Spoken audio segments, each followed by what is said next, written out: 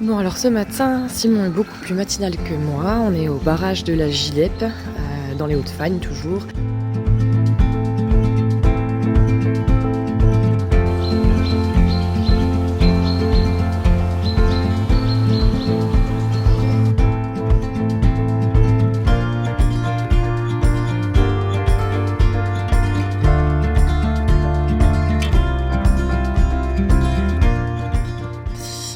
Aller prendre la brume qui se lève au matin sur le barrage.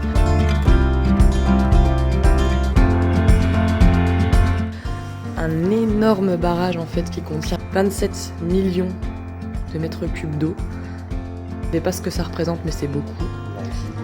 La gilet. Non, t'évites ces blagues-là dès le matin.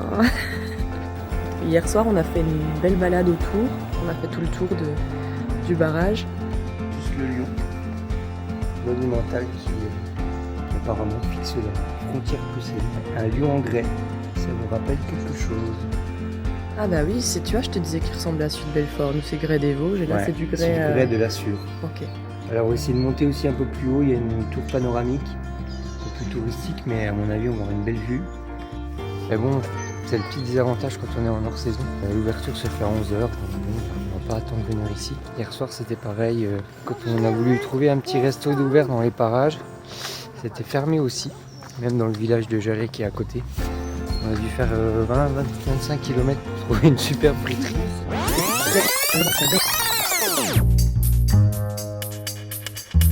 Donc Simon, tu t'es attaqué à la mitraillette? Je suis un guerrier. Vu la quantité, c'est une tuerie à manger. Si je vais arriver au bout. Ça c'est vraiment une mitraillette. C'est-à-dire qu'on n'a pas plein de frites en plus. Hein. Ça va être une mitraillette. Je ne sais même pas si je vais arriver ou pas. Je vais pouvoir libérer le plat. Il y a encore un gros cornet de frites là. Ouais, la friterie était bonne, donc ça va. Donc là, direction un autre barrage. Pauline qui va m'aider, barrage de Vézeret. Direction le barrage de Vézeret.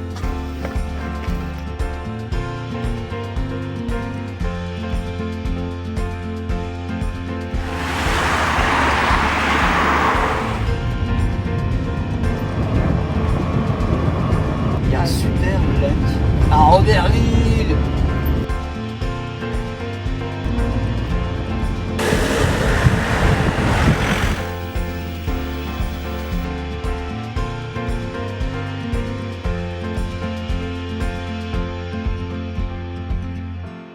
Il est magnifique le château quand même.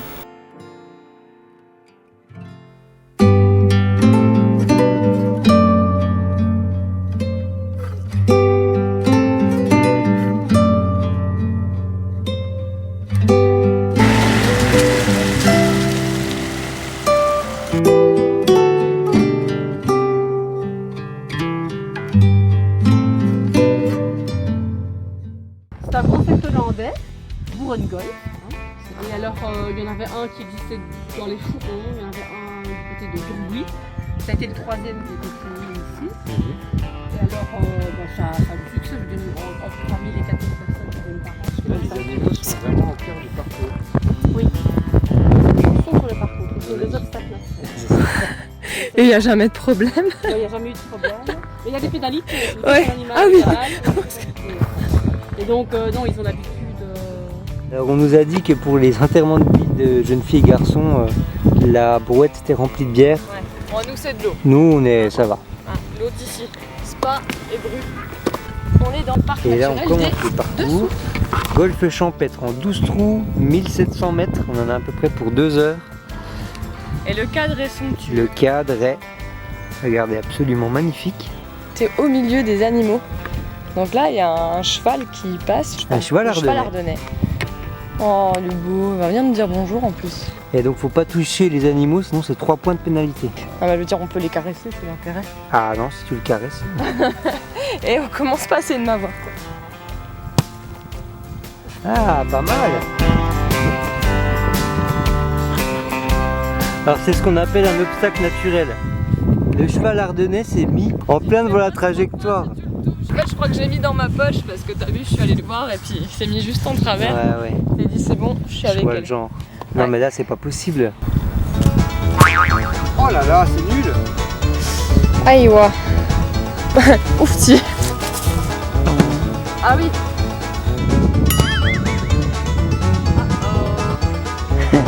C'est quoi cette technique?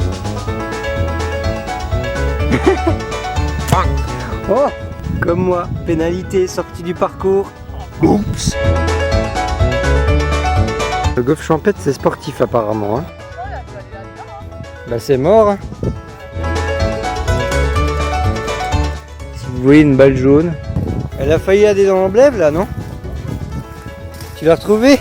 C'est un arbre qui l'a bloqué. Je crois que la partie elle est censée durer 2 heures, mais. Ah ouais, avec nous ça va être plutôt 4-5 heures. Hein. En tout cas, c'est champêtre. Hein. Faut que tu passes sur les barbelés là. Attention ta tête.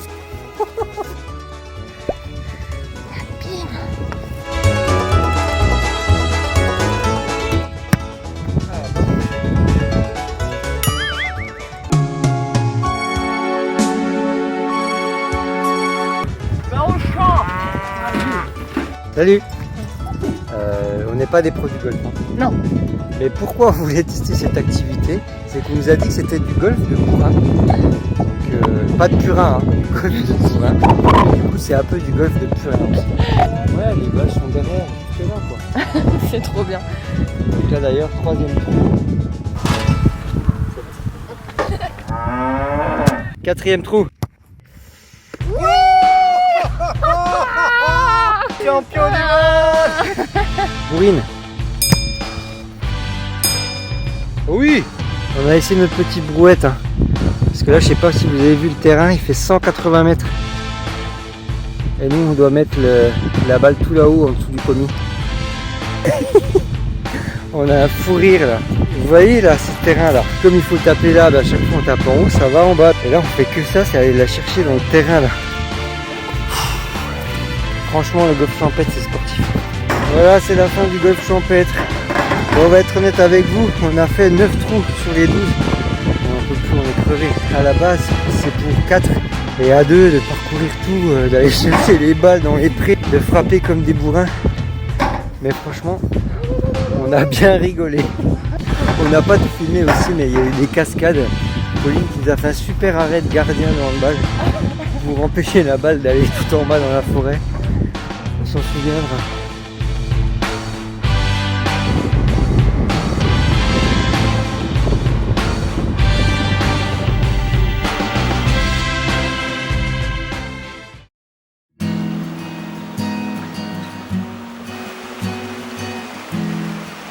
Salut tout le monde, on se retrouve de bon matin. Aujourd'hui on est motivé, Pauline est en train de bâiller. Il est déjà 8h du matin et on est en route pour une petite rando le long de l'Amblève. Voilà, on espère qu'on va avoir de belles couleurs matinales. Et donc c'est parti pour une petite dizaine de kilomètres.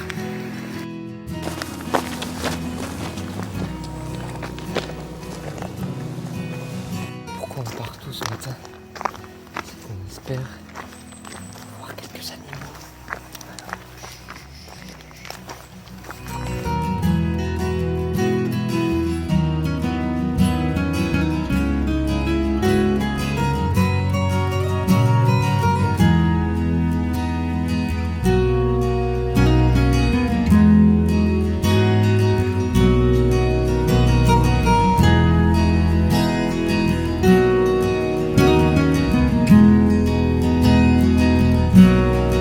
L'arrêt petit déjeuner.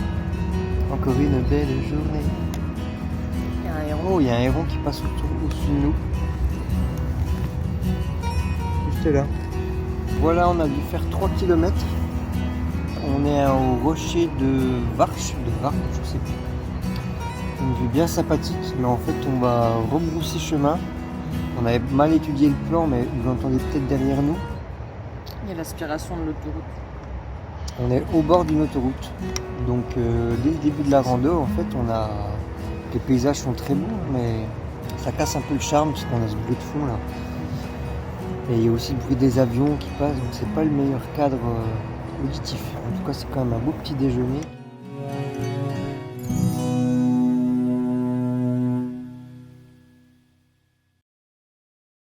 Bien, vient de la brasserie de la Lienne, une micro-brasserie qui était située sur notre route dans la vallée de l'Amblève. Donc. Ouais, entre Trois-Ponts et Lierneux, pour ceux qui connaissent. On avait très envie de visiter, après avoir fait la brasserie Lef, de visiter une plus petite brasserie artisanale et familiale. Et pour le coup, celle-là, elle est vraiment familiale. C'est la sœur Mélissa, c'est ça, Mélissa, qui a entraîné son frère dans l'aventure pour créer une bière.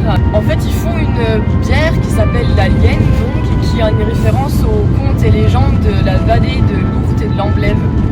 Il y en a plein ici de légendes, c'est vraiment une terre de petits contes qu'on raconte avec des forêts un petit peu mystérieuses, etc. Et là, la Lienne, ça fait référence à la légende de la Lienne, qui est une fée des rivières, dont le chevalier Rambert va tomber amoureux.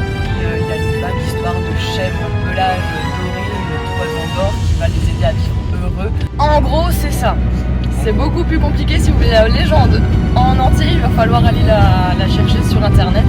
Ce qu'il y a ici, c'est que toutes les microbrasseries, elles ont pas mal de références à ces côtés un peu légendaires. La Lupus, on a vu aussi la Grix quand même, avec les petits nains, l'elfique. Ce qui est important aussi à dire, c'est que c'était vraiment une brasserie locale.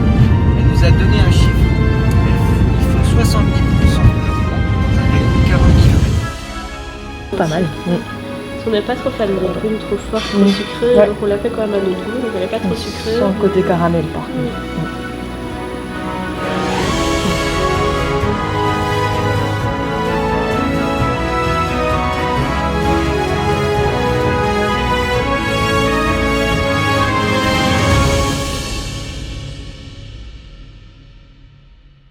Dommage, on est allé à la brasserie Fantôme. Ça a l'air super sympa, mais on a vu personne. Bah c'est normal en même temps, c'est un fantôme. C'est ça? Non, il était là. Il était là, mais c'est un fantôme. Parce qu'en fait, le mec, il s'appelle Fantôme. Ouais. Il était pas là, enfin, on l'a pas vu, donc c'est un fantôme. Mais tu vois le mec, c'est un fantôme. Oh Thomas. On l'a pas vu.